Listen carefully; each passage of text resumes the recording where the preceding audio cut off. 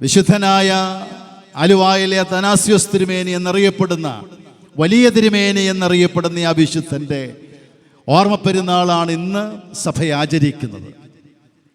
1953 ദൈവസന്നിധിയിലേക്ക് അദ്ദേഹം വാങ്ങിപ്പോയി.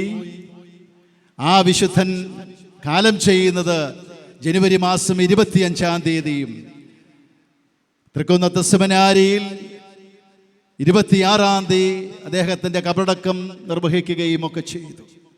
അതുകൊണ്ട് തന്നെ ഇന്ന് മലങ്കര സഭയെ സംബന്ധിച്ചിടത്തോളം ആ വിശുദ്ധൻ്റെ ഭാഗ്യകരമായ സ്മരണ സഭ മുഴുവനും ആചരിക്കുന്ന ആ പുണ്യദിനത്തിൽ ഇന്ന് നമ്മുടെ ഇടവകയും ആ വിശുദ്ധനെ ഓർത്ത് അദ്ദേഹത്തിൻ്റെ മധ്യസ്ഥത ഭയപ്പെട്ട് പ്രാർത്ഥിക്കുകയാണ്. അതുപോലെ പരിമല തിരുമേനിയെയും നാം സ്മരിക്കുകയാണ്. ആലുവായിലെ വലിയ തിരുമേനിയെക്കുറിച്ച് അറിയാത്ത ആളുകൾ പരിശുദ്ധ സഭയിൽ ഉണ്ടാകുമെന്ന് ഞാൻ വിശ്വസിക്കുന്നില്ല.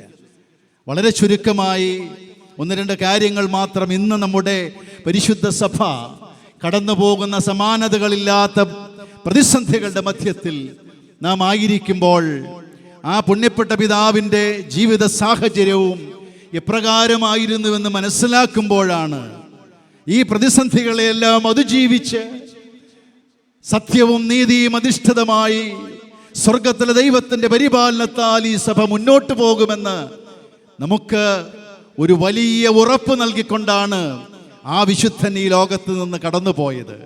1869 ജനുവരി മാസം 23-ാം തീയതി അകപ്പറമ്പ് പൈനാടത്ത് കുടുംബത്തിലാണ് ആ പുണ്യപ്പെട്ട പിതാവ് ജനിച്ചത്. ഞാൻ ചുരുക്കി പറയട്ടെ, 1898 നവംബർ മാസം 23-ാം തീയതി അദ്ദേഹം പരിശുദ്ധനായ, അദ്ദേഹത്തിൻ്റെ ഗുരുനാഥൻ കൂടെയായിരുന്നു പരിശുദ്ധനായ പരിമല തിരുമേനി. പരിശുദ്ധനായ പരിമല തിരുമേനിയിൽ നിന്ന് അദ്ദേഹം കാശീശോ പട്ടം സ്വീകരിച്ചു. വേറൊരു കാര്യം കൂടെയുണ്ട്. 3 ദിവസം കഴിഞ്ഞപ്പോൾ, അച്ഛനായി 3 ദിവസം കഴിഞ്ഞപ്പോൾ തന്നെ അദ്ദേഹത്തെ റംബാക്ഷനാക്കി വാഴിച്ചു.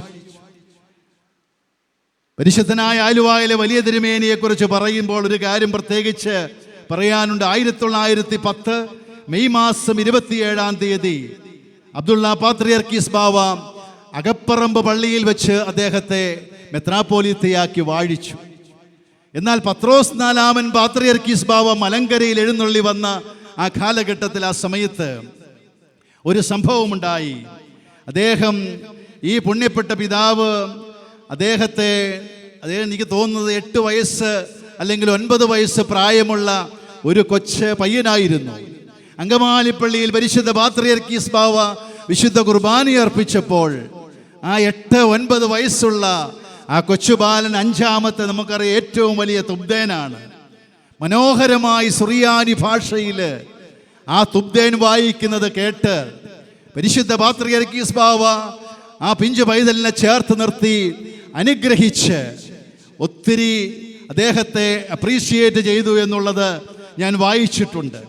കുഞ്ഞുനാളിലെ അദ്ദേഹത്തിൻ്റെ ഭക്തിയോടും പ്രാർത്ഥനയോടും കൂടെയുള്ള ജീവിതം, അതുകൊണ്ട് തന്നെയായിരിക്കാം 10-ാമത്തെ വയസ്സിൽ തന്നെ കോറൂയോ ഷമ്മാശനായി. 10 വയസ്സുള്ളപ്പോൾ തന്നെ, ഒരു കൊച്ചു പൈതലായിരുന്നപ്പോൾ തന്നെ കോറൂയോ ആയി. അതിനുശേഷം സെമിനാരിയിൽ പഠനം കഴിഞ്ഞ് കോട്ടയത്ത് പഠിപ്പിച്ചുകൊണ്ടിരുന്നതായ സാഹചര്യത്തിൽ ടൈഫോയിഡ് ബാധിച്ചു. ആ സംഭവമൊക്കെ വായിക്കുമ്പോൾ കോട്ടയത്ത് നിന്ന് അങ്കമാലിയിലേക്ക് അദ്ദേഹത്തെ കൊണ്ടുവരുന്ന, ഇന്നത്തെ പോലെ യാത്രാ സൗകര്യങ്ങളില്ല. അന്ന് വഞ്ചിയിൽ അദ്ദേഹത്തെ വള്ളത്തിൽ കൊണ്ടുപോരുന്ന സന്ദർഭത്തിൽ മരിച്ചു പോകുമെന്ന് ചിന്തിച്ചൊരു സാഹചര്യമുണ്ടായി. അസുഖം ഏറ്റവും കൂടിക്കഴിഞ്ഞപ്പോൾ ആ വള്ളത്തിൽ വെച്ച് തന്നെ തൈലാഭിഷേകം കൊടുത്ത് മരിച്ചുപോയി എന്നുള്ളതായൊരു സാഹചര്യം വന്നു. എന്നാൽ അപ്പൻ്റെയും അമ്മയുടെയും പ്രാർത്ഥനയും സർവശക്തനായ ദൈവത്തിന് ഈ സഭയ്ക്ക് ഒരു വിശുദ്ധനെ നൽകണമെന്നുള്ളതായ ദൈവത്തിൻ്റെ ഹിതവും നിവർത്തിയാകുവാൻ തക്കവണ്ണം അദ്ദേഹം ആ അസുഖത്തിൽ നിന്ന് സുഖം പ്രാപിച്ച് ഒരു തീരുമാനമെടുത്ത് തൻ്റെ ജീവിതം മുഴുവനും തൻ്റെ ദൈവത്തിനു വേണ്ടി, പരിശുദ്ധ സഭയ്ക്ക് വേണ്ടി സമർപ്പിക്കുവാൻ അങ്ങനെ തീരുമാനിച്ച് ചെറുപ്പം നാളിലെ മുതലേ പ്രാർത്ഥനയും ഉപവാസവും വിശുദ്ധമായ ജീവിതവും നയിച്ചു. ആ പുണ്യപ്പെട്ട പിതാവ് മെത്രാപ്പോലീത്തയായ സാഹചര്യം 1909 ശേഷം ഒട്ടശ്ശേരി മെത്രാപ്പോലീത്ത സഭയിൽ നിന്ന് മറുതലിച്ച് നമുക്കറിയാം മെത്രാൻ കക്ഷി എന്ന് പറയുന്ന ഓർത്തഡോക്സ് വിഭാഗത്തിന് രൂപം കൊടുത്തയാളാണ് അദ്ദേഹം. പരിശുദ്ധ അന്ത്യോക്യ പാത്രിയർക്കീസ് ബാവായിൽ നിന്ന് പട്ടമേറ്റ് വന്ന് ആ തിരുമേനി അദ്ദേഹം സഭയെ ഉപേക്ഷിച്ച് മറുതലിച്ച് ആ പോയ സന്ദർഭത്തിൽ വലിയ പ്രതിസന്ധികൾ സഭയ്ക്കുണ്ടായി, സഭയിൽ പിളർപ്പുണ്ടായി.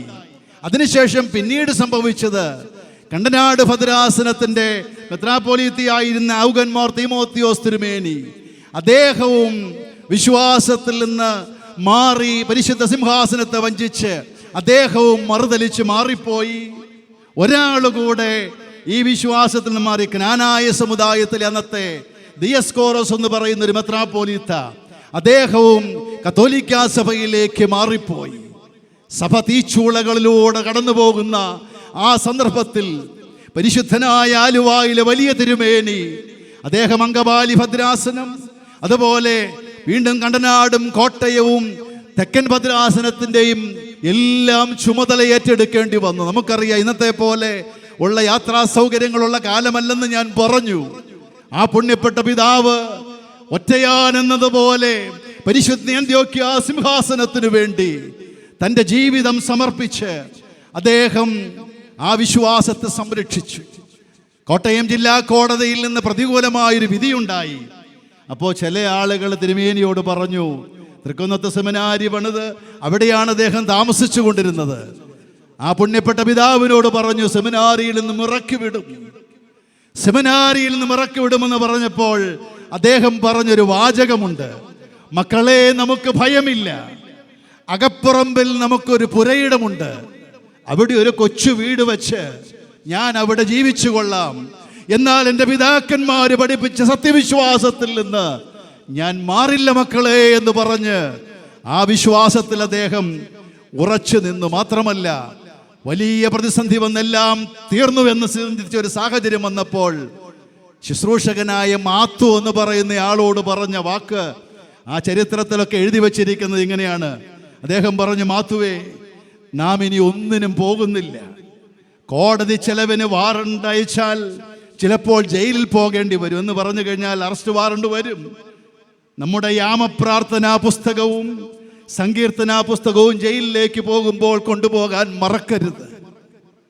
അദ്ദേഹം സങ്കീർത്തനം 71 സങ്കീർത്തനം 9 വാക്യം ആ പരിശുദ്ധ പിതാവ് എപ്പോഴും ആ സമയത്ത് പ്രാർത്ഥിച്ചു കൊണ്ടിരുന്നുവെന്നാ പറയുന്നേ.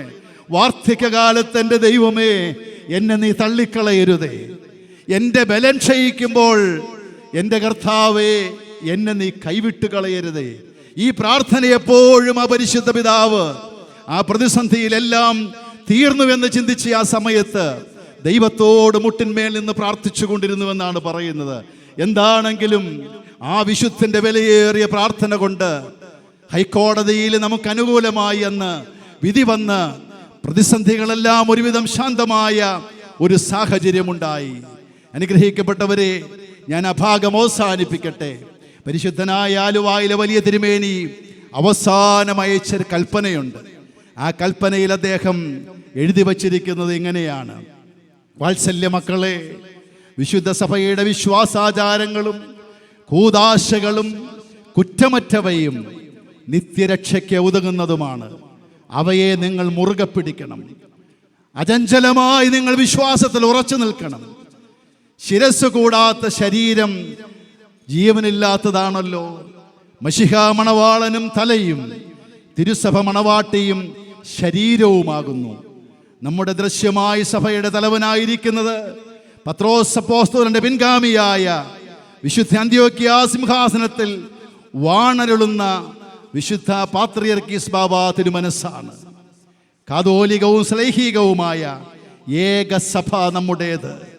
ശിരസാകുന്ന സഭാതലവനെ നിരസിച്ചുകൊണ്ട് ശരീരമാകുന്ന സഭയിൽ അംഗത്വം പ്രാപിക്കുന്നതിന് പ്രകൃതി നിയമമോ സ്വാഭാവിക നീതിയോ അനുവദിക്കുന്നില്ല. ഇത് നമ്മുടെ വിശ്വാസ സത്യം തന്നെയാകുന്നു. ഇതിനെ സംരക്ഷിക്കാൻ നമ്മുടെ ഭരണകാലവും ആയുസ്സിൻ്റെ നല്ല ഭാഗവും നാം ചിലവഴിച്ചു. അങ്ങനെയുള്ള നീതിയുടെ പോരാട്ടത്തിൽ ഇന്നുവരെയും ദൈവത്തിൻ്റെ കൃപ നമ്മോട് കൂടെയുണ്ടായിരുന്നുവെന്ന് ഓർത്തുകൊള്ളണം. ആ സംരംഭം ഇന്ന് അന്നത്തെ കാലത്ത് ഇന്ത്യയുടെ ബഹുമാനപ്പെട്ട സുപ്രീം കോടതിയുടെ മുൻപാകെയാണല്ലോ. അവിടെയും സത്യം തന്നെ പ്രത്യക്ഷമാകുമെന്ന് നമുക്ക് സമാശ്വസിക്കാം. തെറ്റിപ്പോയിരിക്കുന്ന നമ്മുടെ സഹോദരങ്ങൾക്ക് പിതാവായ ദൈവം നേർവഴി വെളിപ്പെടുത്തി കൊടുക്കട്ടെ. ഒന്ന് ശ്രദ്ധിച്ച് നോക്കിക്കേ. ഇന്ന് നമ്മൾ കേൾക്കുന്നതായ നമ്മുടെ 29-30 തീയതിയും സുപ്രീം കോടതിയിൽ കേസ് വരികയാണ്. യാക്കോബായ സുറിയാനി സഭ 2017 വിധിയോടുകൂടെ എല്ലാം തീർന്നുവെന്ന് ചിന്തിച്ച സാഹചര്യത്തിൽ നിന്ന് നമ്മുടെ ദൈവം 58 പള്ളികൾ പിടിച്ചുകൊണ്ടുപോയെങ്കിലും 58 സഭാമക്കളെ കൊണ്ടുപോകാൻ സാധിക്കാതെ അനേക സെമിത്തേരികളില് ശവമടക്കാൻ പോലും അനുവദിക്കാതെ 45 ദിവസം കട്ടച്ചിറയിലും ഈ കണ്ണിയാട്ട് നിരപ്പുമൊക്കെ അമ്മയുടെ മൃതദേഹം മെഡിക്കൽ കോളേജിന് വിട്ടുകൊടുക്കേണ്ട സാഹചര്യങ്ങൾ ഉണ്ടാക്കിയിട്ടും ഈ പരിശുദ്ധ സഭയുടെ മക്കള് ആ പുണ്യപ്പെട്ട പിതാവ് പകർന്ന വിശ്വാസത്തിന്റെ സത്യവും തിരുനാളങ്ങളും കെട്ടുപോകാതെ കാത്തു സൂക്ഷിച്ച് മുന്നോട്ട് പോകുമ്പോൾ ആ പിതാവിന്റെ വിലയേറിയ പ്രാർത്ഥനയും മധ്യസ്ഥതയും ദൈവം സത്യം നടപ്പാക്കും. ദൈവം നീതി നടപ്പാക്കുന്ന ദൈവം താമസിച്ചാണെങ്കിലും നടപ്പാക്കുമെന്ന് ആ പുണ്യപ്പെട്ട പിതാവ് നമ്മോട് പറയുമ്പോൾ അദ്ദേഹത്തിൻ്റെ അവസാന കാലം പ്രിയമുള്ളവരെ ഒത്തിരി വേദനയോടെയാണ് അദ്ദേഹം മരിച്ചത്. കാരണം നമ്മുടെ ഇഗ്നാത്തിയോസ് ഏലിയാസ് തൃതീയൻ പാത്രിയർക്കീസ് ബാവ മലങ്കരയിൽ സമാധാനത്തിനു വേണ്ടി വന്നപ്പോൾ കൂടെ നിന്ന കാര്യങ്ങൾക്കെല്ലാം അദ്ദേഹം ചേർന്ന് നിന്നു. എന്നാൽ ഇന്നത്തെ പോലെ തന്നെ പുത്തൻകുരിശില് ബഹുമാനപ്പെട്ട ആദരണീയനായ കേരളത്തിന്റെ മുഖ്യമന്ത്രി പറഞ്ഞൊരു വാചകം നിങ്ങൾ ശ്രദ്ധിച്ചു കാണും. ആ മുഖ്യമന്ത്രിയുടെ നേതൃത്വത്തിൽ നടന്ന സമാധാന ചർച്ചകൾ ഇരു വിഭാഗങ്ങളെയും വിളിച്ച് ആ ചർച്ച നടത്തിയപ്പോൾ 5 ചർച്ചകളിലും ബലഹീനായി ഞാനും ഉണ്ടായിരുന്നു. അദ്ദേഹം പുത്തൻകുരിശിൽ പറഞ്ഞ വാചകം ശ്രേഷ്ഠ ബാവാ തിരുമേനിയുടെ കബറെടുത്ത് സാക്ഷി നിർത്തിക്കൊണ്ട് പറഞ്ഞു, ബാവാ പറഞ്ഞ വാക്കിൽ നിന്ന് പിന്നോട്ട് പോയില്ല. മറ്റു ചിലർ അതിൽ നിന്ന് പിന്നോട്ട് പോയത് കൊണ്ടാണ് ചർച്ചകൾ പ്രശ്നപരിഹാരമില്ലാതെ ഇന്നും ആ ചർച്ചകൾ അത് പരാജയപ്പെട്ട് ഇന്നും പ്രശ്നം തീരാത്തതെന്ന് അദ്ദേഹം പറഞ്ഞു. ആ അലിവായിലെ വലിയ തിരുമേനി കണ്ണുനീരോടെ ഒത്തിരി പ്രാർത്ഥിച്ചു. മലങ്കര സഭയിലെ പ്രശ്നം ശാശ്വതമായി പരിഹരിക്കപ്പെടണമെന്ന് ഞാൻ എപ്പോഴും പറയും. ഇന്ന് നമ്മുടെ സാഹചര്യം എന്ന് പറയുന്നത് നമ്മുടെ ചെറുപ്പക്കാർ കുഞ്ഞുങ്ങൾ മുഴുവനും നാടുവിട്ട് വിദേശങ്ങളിലേക്ക് പോയിക്കൊണ്ടിരിക്കുക. ഈ പിടിച്ചെടുക്കുന്ന പള്ളികളിൽ പോലും നിൽക്കാൻ ആളില്ലാതെ അടച്ചുപൂട്ടുന്ന അവസ്ഥകളിലേക്ക് നീങ്ങിക്കൊണ്ടിരിക്കുകയാണ്. ഇവിടെ മാത്രമല്ല, സാഹചര്യങ്ങളൊക്കെ മാറുകയാണ്. 2.3% മാത്രം ക്രിസ്ത്യാനികളുള്ള ഭാരതത്തിൽ ക്രിസ്തീയ സഭകൾ ഭിന്നിച്ച് തല്ലുകൂടി നിന്നാൽ ഈ സഭകൾക്ക് മുന്നോട്ട് പോകാൻ സാധിക്കില്ല. ഞാൻ എപ്പോഴും പറയുന്ന ഒരു കാര്യമുണ്ട്.